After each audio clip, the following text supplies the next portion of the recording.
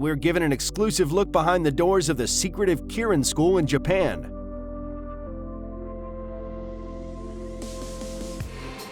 The prestigious Japanese Keirin circuit is a unique spectacle.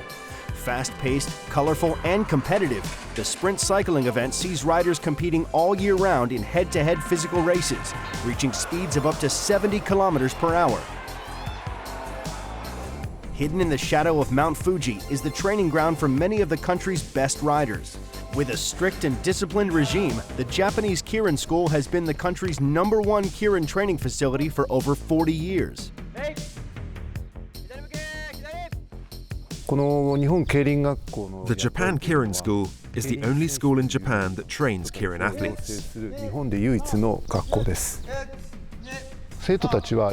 Students board here for 1 year and live together as a big group.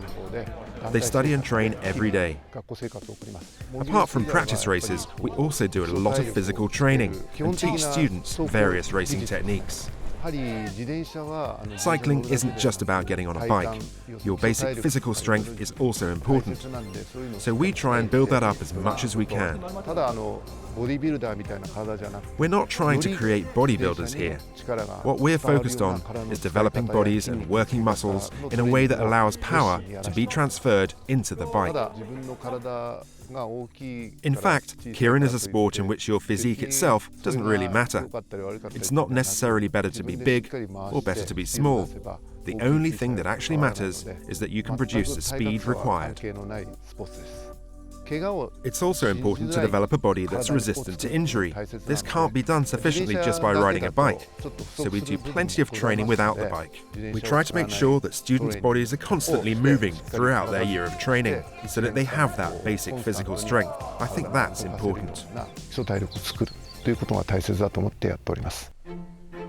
Though physical strength and racing ability is of paramount importance, the nature of the Japanese Keirin circuit means there must also be a precise focus on the strict rules and regulations which govern it.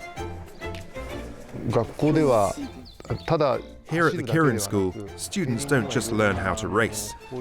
There's also a lot of theory work involved.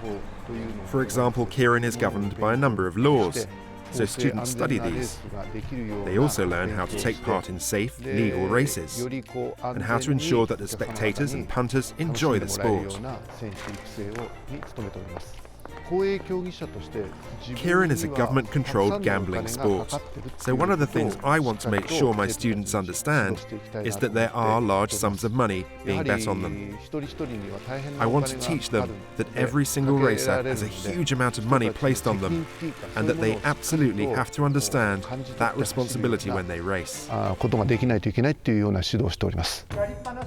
Japanese Keirin's long history and tradition is fundamental to the school's philosophy, but embracing technology and other advances is seen as an integral factor in its future as an elite training facility.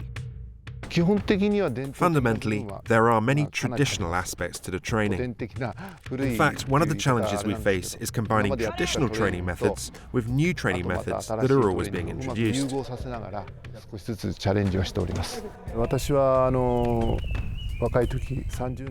When I was younger, I was a Keirin athlete myself. I competed for around 30 years.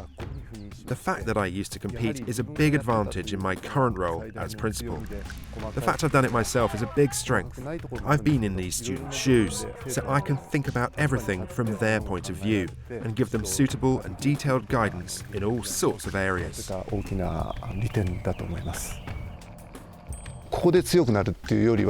This isn't the place where you reach your ultimate strength. It's just the beginning. I want students to use what they learn here to take them on to the next step.